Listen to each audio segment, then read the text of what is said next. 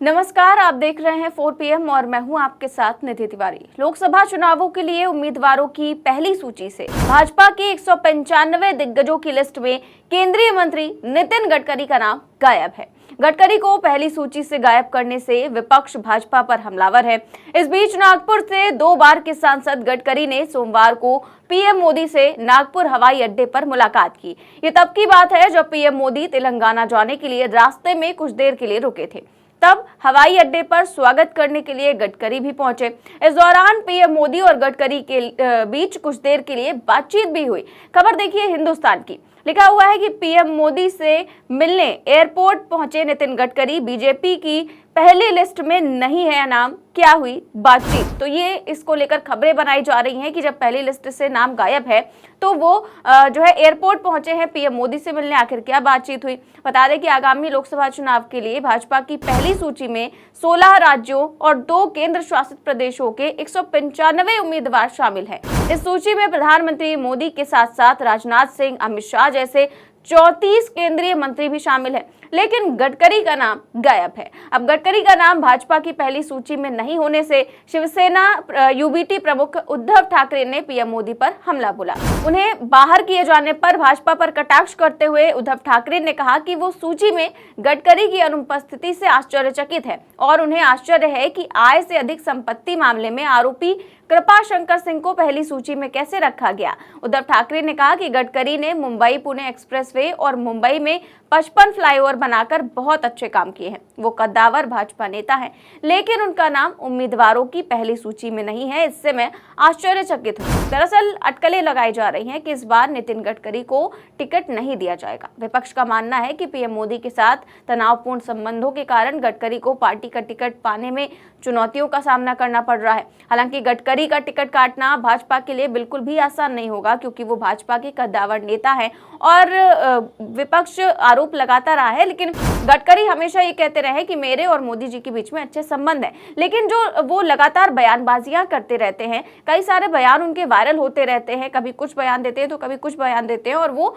सुर्खियां बन जाती हैं, जिसको लेकर कहा जाता है कि केवल वही एक अकेले मंत्री हैं जो मोदी सरकार की नीतियों के खिलाफ बोलते हैं, आवाज उठाते हैं और उनके बराबर जो मंत्रालय में कोई भी नहीं है। इसीलिए माना जाता है कि उनका टिकट जो है वो भाजपा काट सकती है, क्योंकि मोदी और शाह को अपनी बुराई बिल्कुल भी बर्दाश्त है नहीं। इसीलिए उनको लेकर इस तरह की अटकलें लगाई जाती है। तो अब देखते हैं कि भाजपा की दूसरी सूची में उनका नाम आता है या फिर नहीं। लेकिन फिलहाल महाराष्ट्र बीजेपी के लिए मुसीबत बना हुआ है।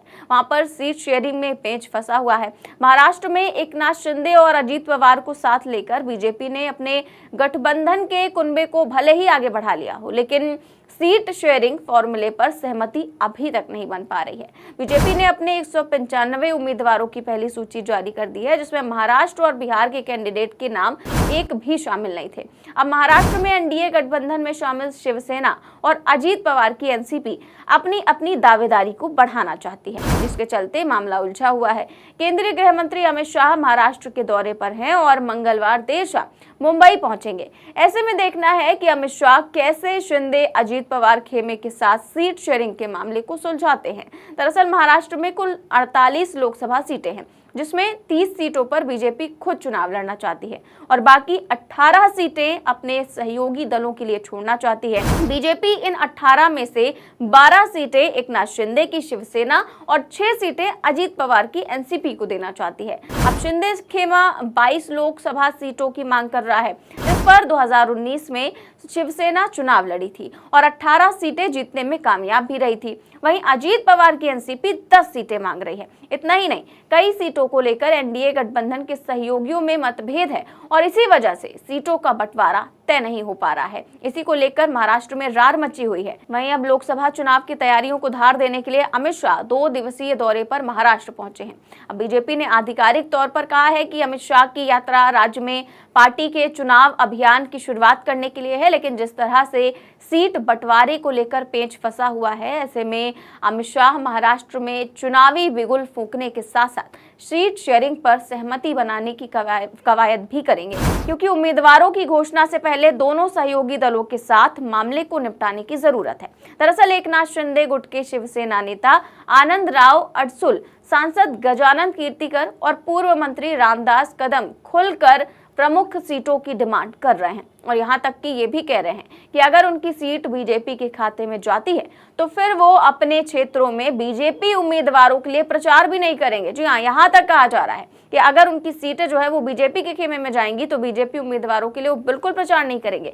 इसकी वजह यह है कि सीट शेयरिंग में शिवसेना नेताओं की सीटें बीजेपी के हिस्से में जा रही हैं, जिसे लेकर शिवसेना चिंतित है। इसीलिए पार्टी ने आक्रामक रुख अपना रखा है, जिसे लेकर टेंशन बढ़ती जा रही है और भीतरघात का खतरा दिखाई दे रहा है। वहीं केंद्रीय गृह मंत्री अमित शाह मंगलवार को यानी कि आज मुंबई पहुंच रहे हैं, जहां पर बीजेपी नेताओं के साथ साथ एकनाथ शिंदे की शिवसेना और अजीत पवार की एनसीपी के साथ भी बैठक होगी। तो महाराष्ट्र में बीजेपी में भले ही सीट शेयरिंग को लेकर पेच फंस रहा हो, लेकिन दूसरी ओर जो इंडिया गठबंधन है उनमें सीट शेयरिंग हो चुकी है और सीटों पर सहमति बन चुकी है और वहां पर इंडिया गठबंधन लड़ने के लिए पूरी तरह से तैयार है। वहीं उद्धव ठाकरे ने इसी को लेकर बीजेपी पर हमला भी बोला है। उन्होंने कहा कि प्रधानमंत्री मोदी बताते रहते हैं कि कांग्रेस ने पिछले 75 साल में क्या क्या भ्रष्टाचार किया है, लेकिन उनकी सरकार ने पिछले 10 साल में सरकारी योजनाओं को रद्द करने के अलावा और कुछ भी नहीं किया।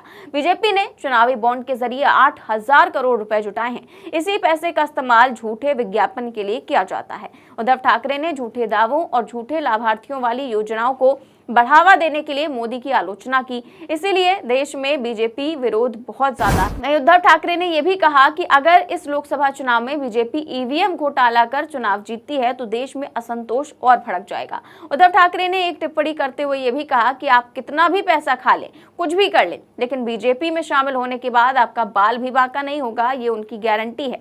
तो इसी तरह से बीजेपी पर विपक्ष हमलावर है, तो वहीं सीट शेयरिंग को लेकर मामला फंसा हुआ है और जो शिंदे सेना है और अजीत पवार गुट है और बीजेपी, इन तीनों के बीच में सीट शेयरिंग को लेकर फॉर्मूला साफ नहीं हो पा रहा है। इसीलिए महाराष्ट्र में अभी तक एक भी कैंडिडेट का नाम घोषित नहीं किया गया है। तो एक और नितिन गडकरी को लेकर तमाम तरह की अटकलें लगाई जा रही हैं, तो दूसरी ओर लगातार ये जो महाराष्ट्र में सीट शेयरिंग का फॉर्मूला है उसमें बीजेपी में पेच फंसा हुआ है। तो देखते हैं क्या कुछ होता है, दूसरी लिस्ट में कौन कौन से नाम सामने आते हैं, ये तो देखने वाली बात होगी। फिलहाल इस खबर में बस इतना ही। देश और दुनिया की तमाम बड़ी खबरें जानने के लिए देखते रहिए 4 PM न्यूज नेटवर्क। चैनल को सब्सक्राइब करिए और ज्वाइन भी करिए। नमस्कार।